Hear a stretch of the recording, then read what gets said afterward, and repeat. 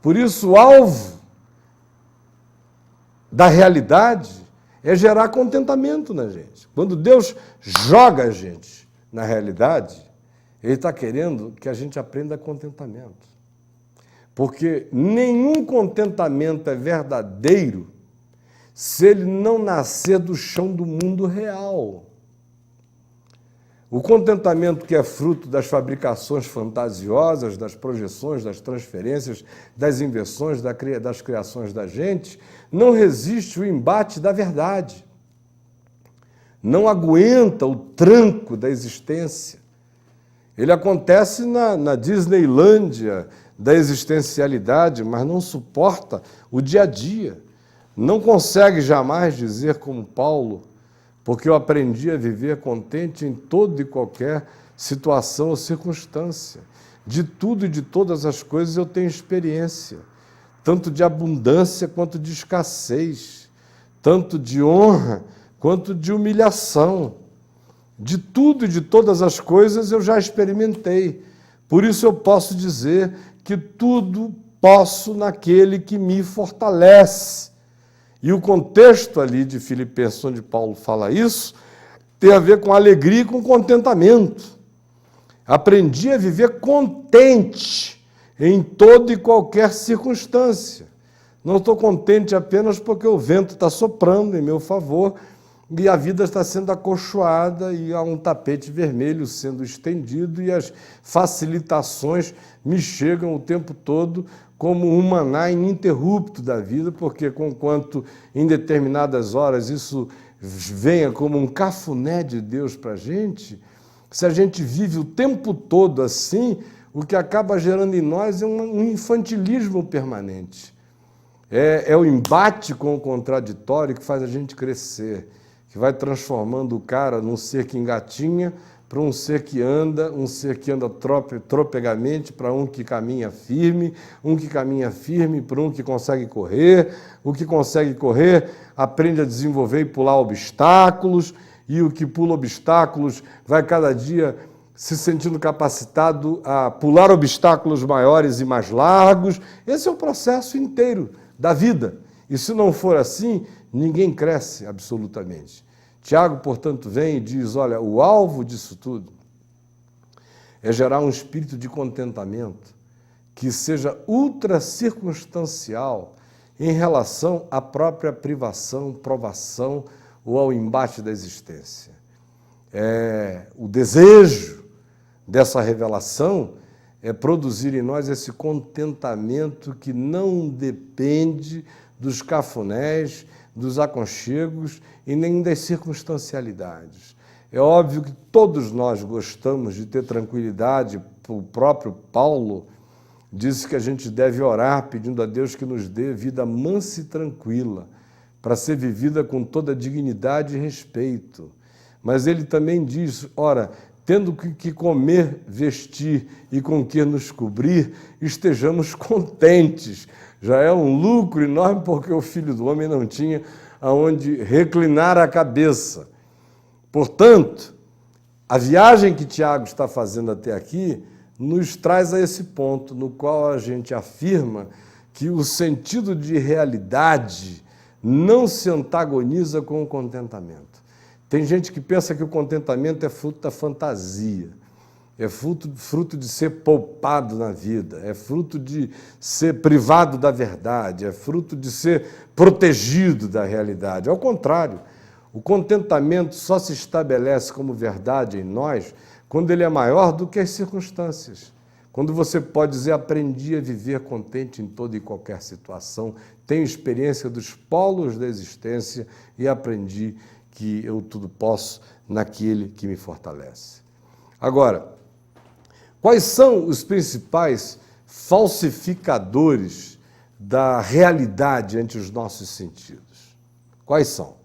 O Edivaldo está me dizendo aqui que eu tenho 5 minutos, mas me dá mais 10, pelo menos, tá bom, meu irmão? Então, quais são os principais falsificadores do nosso sentido de realidade? E aí Tiago vem e nos diz do verso 2 em diante, chegando aqui até o verso 18, que são duas coisas que mais falsificam o nosso sentido de realidade, de percepção do mundo real. Mergulham a gente na fantasiosidade, ou na construção virtual, ou na projeção, na transferência, ou na fabricação subjetiva que a gente projeta sobre a vida, enquanto a vida é boa para nós. Mas no dia em que alguma coisa nos bate, nos fere, a gente acha que surgiu uma conspiração cósmica contra a vida da gente, e não é nada disso. Nós é que estávamos vivendo na irrealidade. Mas quando você assambarca todos os polos da vida e sabe vir da humilhação à honra, da abundância à escassez e de todas as coisas tem experiência e guarda o contentamento de saber que você pode resistir a tudo se você estiver firmado nessa perseverança acerca da qual ele falou antecedentemente e nós comentamos. Então, se isso está firmado em nós, a gente caminha com um senso de realidade, de inteireza e integridade mental e de percepção cada vez mais cheia de completude. Agora, o que é que mais falsifica isso na gente? Quais são os maiores iludidores? Quais são as maiores ilusões? Quais são os maiores falsificadores?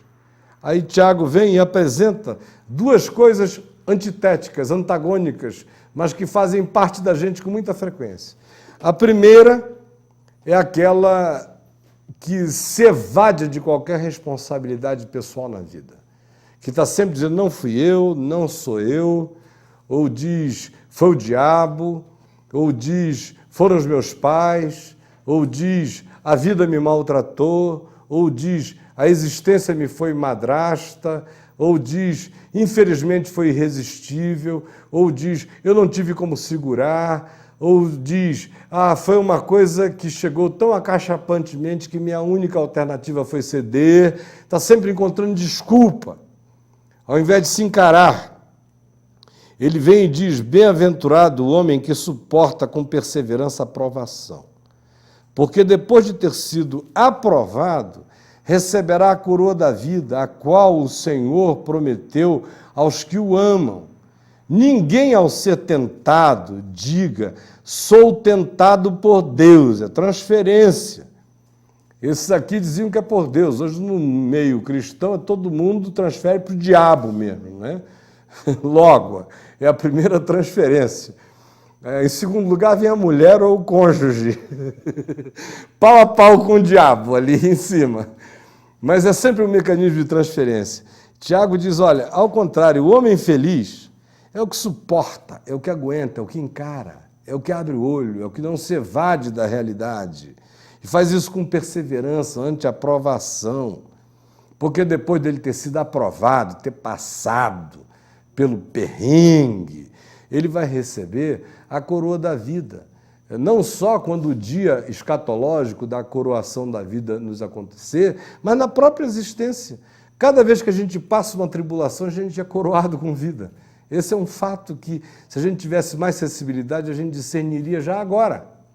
E não adiaria essa coroa da vida ainda para o momento eterno escatológico, porque toda vez que eu passo por uma provação, eu sinto que uma coroa de vida me é posta no ser. Sempre. Então, quando você passa e é aprovado, você recebe coroa de vida, a qual o Senhor prometeu aos que o amam. Ninguém, ao ser tentado, diga, sou tentado por Deus, porque Deus não pode ser tentado pelo mal, e ele mesmo a ninguém tenta. Ao contrário, cada um é tentado pela sua própria cobiça, quando esta o atrai e o seduz. Então a cobiça, depois de haver concebido, dá à luz o pecado, e o pecado, uma vez consumado, gera morte. Então, o primeiro fator de ilusão, de falsificação da realidade, é a negação da nossa participação na vida, nos processos da existência. É essa necessidade de transferência, de encontrar alguém do lado de fora a quem eu culpe. Pode ser até Deus. Foi Deus que me tentou, Deus que me botou nessa. E toda hora você vê alguém dizendo, ó Deus, por que eu? Porque o Senhor fez isso comigo? E 1000 perguntas idiotas aos céus. Ai, Deus! Minha pergunta é, por que, cara, que você está sendo tão poupado o tempo todo, hein? Por que você não faz essa pergunta quando o mal cai em Ruanda? Quando a criança está morrendo no Líbano, é notícia de jornal. Mas quando é uma tuberculosezinha no seu filho em casa, é uma calamidade divina. Então vamos acabar com a babaquice. Entendeu? Só falando assim. Porque o nível de realidade é tão grande que chega a ser insuportável. E eu vou ficando, às vezes, cansado de ver que a calamidade mais horrenda do mundo é notícia e a gripe do cara é o fim do planeta. O fim da existência. E ele sempre tem que encontrar um culpado lá de fora, seja um bacilo, seja o diabo, seja Deus, seja o cônjuge, seja o Estado, seja o social, seja o que for. Mas ele nunca se encara, nunca diz, fui eu. Sou eu que fui assim, eu fui tentado, a cobiça era minha, o desejo era meu, eu fui porque quis, a decisão foi minha, tremeu tudo em mim e eu tive vontade de ir fazer. Essa honestidade é acolhida pelo Deus da verdade em qualquer momento. O que ele não suporta é o estelionato do mundo real, é a falsificação do mundo real. Então, o primeiro inimigo, a ilusão pervertedora, estelionatária da realidade é essa que diz, não fui eu, que não assume nada para si mesmo. Esse indivíduo nunca será feliz, não existe bem-aventurança possível para essa pessoa. Não existe. Vai existir sempre encontrando seres imaginários. No mundo da fantasia, nunca com o pé no chão. O segundo elemento de falsificação da realidade, conforme Tiago, é você dizer, eu sou a razão de todas as coisas. No primeiro caso, frente à negatividade, o cara diz, não sou eu, não fui eu, não tenho nada a ver com isso, foi Deus. Aí ele, na mesma hora, mesmo que ele seja arminiano, mesmo que na hora de confessar a salvação ele seja daquele tipo que diz a gente perde a salvação, aí fica de novo igual o pisca-pisca do carro, né? Hoje estou salvo, hoje não estou salvo. Agora está, agora não está. Agora sim, agora não. Agora sim, agora não. Ele fica aí, quando se trata da salvação, é o pisca-pisca do português. Quando se trata dele mesmo, portanto, ele faz transferências. Agora, quando não se trata dele, ele assume como se fosse ele. O que é real, ele diz, não é meu. Agora, o que é real vindo de Deus, ele diz, sou eu. O que tem a ver com a produção dele, ele diz, foi Deus que me tentou, Deus que permitiu, Deus que deixou. Meu Deus, eu não te entendo, por que tu deixaste isso acontecer comigo? Agora, quando se trata de graça derramada sobre ele, ele não diz vem de Deus, ele diz vem de mim. E aí é um outro falsificador da realidade. É o outro polo. É antitético, mas ao mesmo tempo, paradoxalmente, é irmão gêmeo do primeiro que diz não fui eu, é esse outro que diz sou eu. Porque a doença é a mesma. E olha só como é que Tiago descreve isso. Não vos enganeis, meus amados irmãos. Não vos enganeis. Ele está chamando o cara para o mundo real, para sair do engano, para sair da falsificação, para sair do estelionato da percepção. Não vos enganeis.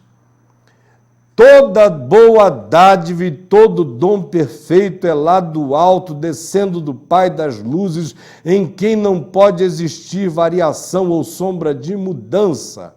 Pois, segundo o seu querer, ele nos gerou pela palavra da verdade, pela palavra da verdade, pela palavra da realidade, pela palavra do que é. Ele nos gerou para que fôssemos como primícias das suas criaturas.